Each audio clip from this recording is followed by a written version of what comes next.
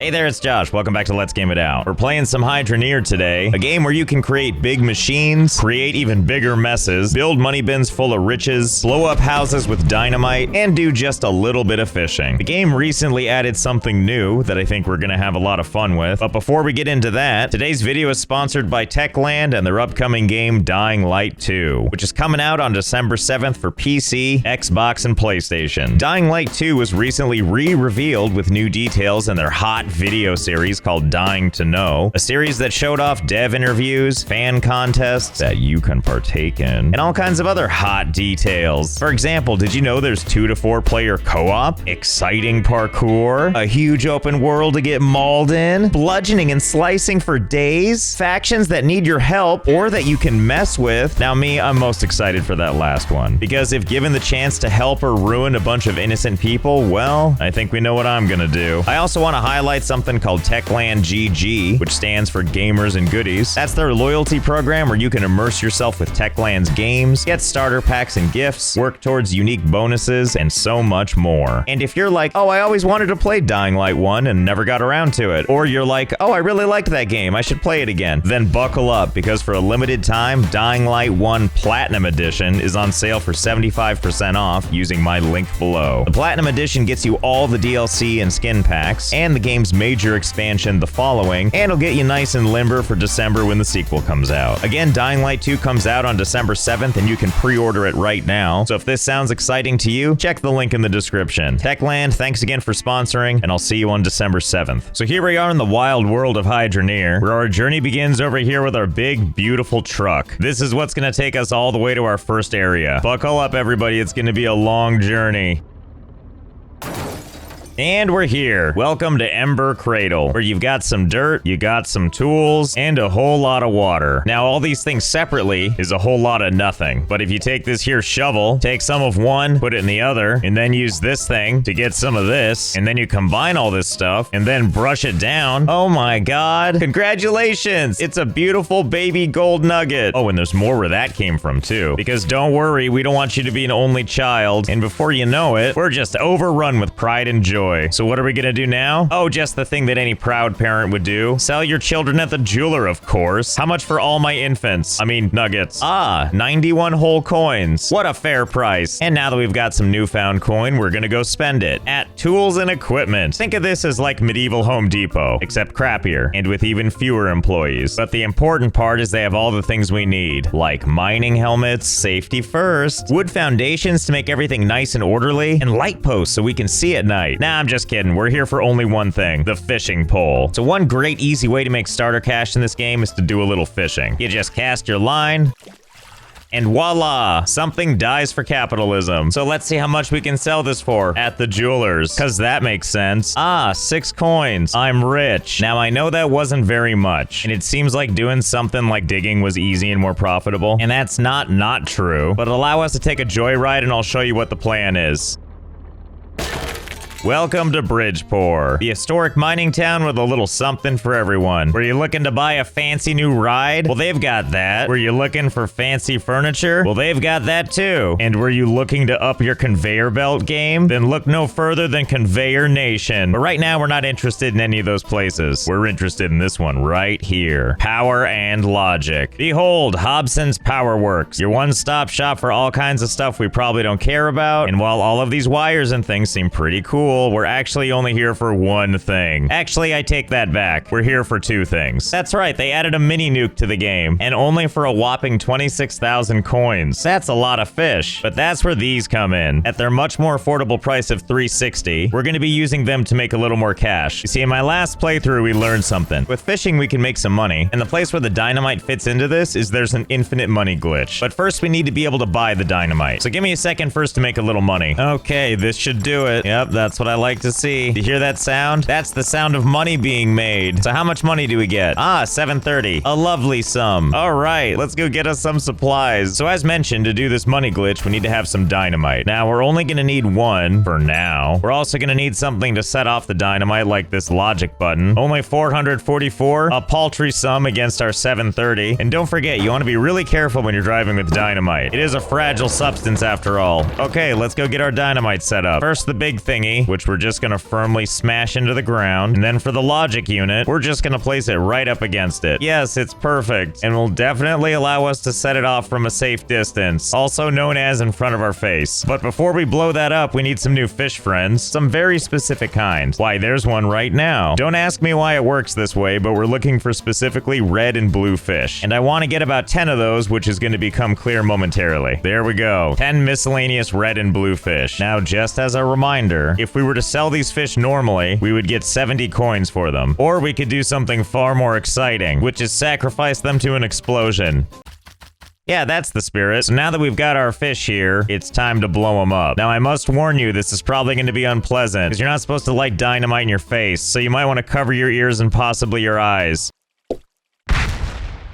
Okay, that wasn't too bad. You, me, and a beautiful crater. And what might these cubes be? Well, this big one we can move out of the way, because this is what's left behind from our detonator piece. But these other 10 little cubes here, these are what's left of the fish. Random scrap metal can be smelted into a scrap bar. Or we could sell them straight up to the jeweler, which is what we're gonna do right now. Let's go, little cubes. Come with me if you want to live. Okay, so here's the thing. If you look at the total, it says they sell for no coins. But that would be a lie. Those 10 little fish cubes actually sell for 1 cent a piece, so we just sold them for 10 cents. Here's the kicker. They're still here, so I can just keep selling them over and over and over again. And then if you sell enough of them, oh my days, 1 whole solid coin. So all we need to do is hit this thing over and over and over again until we have enough for... Okay, 26,000 and a little bit extra. And now anytime we need money, we can just do this painful process again. Let's go get us a nuke, shall we? You know what? Let's take this thing with us too. I wanted to test something when we get there, and it's going to require this cart. So we have the money to buy the nuke, but it just wouldn't feel right to buy it without trying to steal first. So I had the curiosity if we can use this cart to steal one. Just so you know, here's what happens when you try to walk off with it. If you didn't pay for it, it just disappears. Now, on previous playthroughs, I figured out various shoplifting methods, one of which was drop it off right at the edge, step on the other side of the boundary, and then pick it up, but that doesn't work anymore. It won't let you do that. And another method you can use is if you pick up one of these pallets. Pallets are great because they let you carry multiple things, and pretty much once something is part of the pallet, it's really part of the pallet. But seeing as how I still didn't pay for the pallet, I can't go to the other side and pick it up. So I was curious if I could take this thing and just put it on the cart that I do own. You never know what's gonna work. You gotta try stuff, right? Okay, so pull the cart behind me, walk this thing to the edge, place it down. Where the hell did it go? Where'd my cart go? Wait a minute. Are you seeing this? I think I can safely say that the cart has somehow made it through the boundary. Well, this isn't what I was expecting. I guess that's technically shoplifting, although I don't think I'll be using these items anytime soon. So the downside is I lost my cart. Well, cash, looks like you're gonna be used for something else. It's time to head over to the place where we can buy more carts. Ugh, 740 coins. Agile cart. Fast cart. I don't need all this. Oh, here we go. Crappy janky wooden cart. Only 350. Now we're talking. Come on, cart. We got some experimenting to do. So wait, if I just pick up one of these, put it on the ground, take a nuke, put it on the pallet, take the pallet, put it on the cart, drag the cart behind me, and then let it go. Oh my god, it's a Christmas miracle. Oh boy, we're gonna need more carts for this. Okay, so I've got 3 carts here. We're gonna take 3 of these pallets, and just for the sake of the experiment, we're gonna put a different item on each. So we've got a $15 cork, an $84 logic cable, and this $670 intake pipe. I like this one because it's tall. So let's see if overall size matters and what goes on the cart. Okay, starting with the one with the cork. Let's see what happens. Well, it looks like that launched. Test number 2. Looks like that one's also gone. And now for number 3. Let's give it a shot. Well, this definitely appears to be working. There's carts flying all over the place now. Hey, Mini Nuke, would you mind waiting a quick second? I think we need to experiment with something else real quick. First things first, we need to buy a plot of land and try to ignore all the crap flying at us in the sky. Ah, for sale. The very beautiful South Hope. This'll do nicely. For only 6,600, I'll take it. Now that we own a sizable plot of land, it's time for stage 2. A little something I like to call shopping. Let's see. What do I want? Maybe these concrete floors. Gonna need a lot of these pallets. And we're gonna buy a bunch of... carry on, I guess. And we're gonna buy a bunch of miscellaneous things. So hang on a quick second. I'm gonna set up our new playing field. Okay, just put this guy in position and okay. Feeling pretty good about that placement, as well as that one, and all of those, and all of these. I don't know how many are here, but I do know it's a lot. Now the only thing left to do is load up all these pallets with all this miscellaneous crap over here. And there you have it. Row after row after row. You know what this actually kind of looks like is that one game I played. Winkle to Little Shop, that one. Kind of has that same vibe of putting crap on tables, right? Oh, how much things change yet stay the same. Let's start with just one row and see how this goes. Here goes nothing. 1. Liftoff successful. 2. 3. Oh, that one's having a little bit of trouble. Hey, don't let your big brothers intimidate you with their Mach 5 speeds. If you feel comfortable in that tree, just go ahead and stay in that tree. And another. And another. Come on, bookcase thing. You got this. Listen, I believe in you. You just need to believe in yourself. There you go. Oh, yep, there you go. First flight. You got this. See, what did I tell you? It's not so bad, right? I bet you didn't think you'd be watching a cart make out with a tree today, did you? Dum-de-dum, business as usual. Well, that's one row down. The skies are certainly a little bit more busy than they were, but by no means full. So I guess we have no choice but to proceed with row 2. I don't know if it's particularly clear, by the way, but the more we launch these things, the more heinous the frame rate is getting. And we like that, don't we? Oh dear, that cart took another cart with it. Well, I'm sure they're very happy together. Okay, that's a second row launch. Things are just looking super out there, aren't they? You know, it does look like it's getting late, though. Let's take a quick power nap. Ah, nothing quite like sleeping under the stars and watching possessed carts fly over your head. Rise and shine, sleepyhead. We got some carts to launch. Oh, this one got misaligned. I just gotta put it back on and...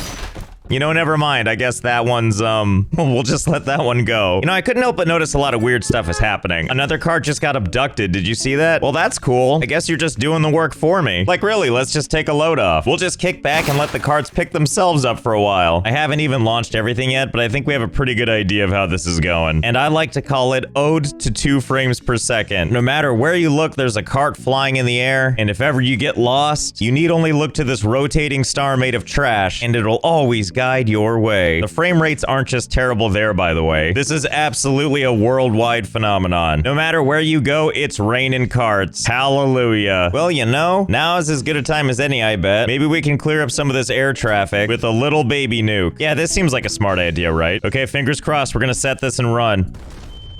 Or are we? What? My computer didn't like that. You don't say.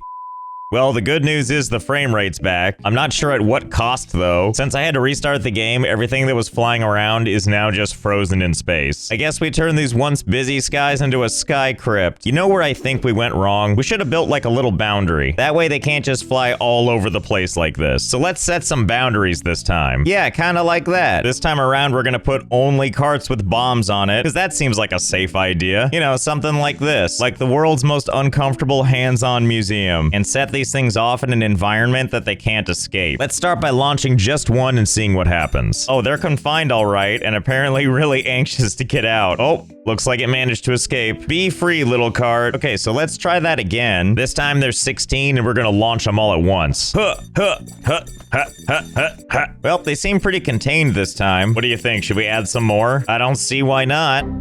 Oh, that crashed the game. I guess it didn't like all those hard collisions. Okay, so we're gonna do that one again, but this time we're gonna add a little something. Once we set all these things loose, there's still gonna be this guy, which is connected by a wire that leads all the way out here to this detonator. And fingers crossed something cool will happen. As expected, everything is confined and trying to escape, and the mini nuke is still in the middle. Quickly, before the game crashes.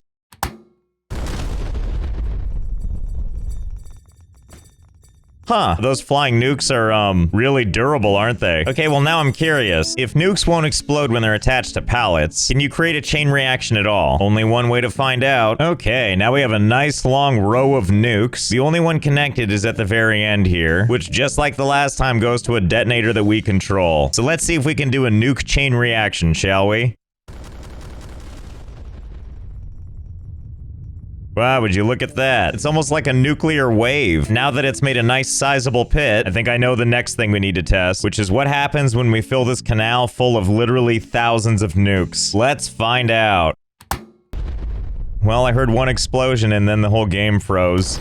Oh, no. There's a couple more. Well, so far so good. The game is completely frozen. We're just gonna wait this out and see what happens. Yes, this is the sound you like to hear, right? Oh, here we go, finally. Ah, there it goes. That's neat, just preparing for nuclear winter, I see. Ah, a second volley. I didn't realize that's how nukes worked. Oh, and another. Wow, science is crazy. So I guess this is our reality now. Stuck in a perpetual loop of half-finishing explosions. So we're gonna cap it here so we can sit back in this mushroom cloud and contemplate some existential dread. I want to thank Techland again for sponsoring this video. Dying Light 2 comes out on December 7th, and you can pre-order the game right now using my link below. And to catch up on all the fun, you can pick up Dying Light 1 Platinum Edition right now for 75% off. Use my link in the description below. So I hope you had fun, I know I did, and I'll see you next time.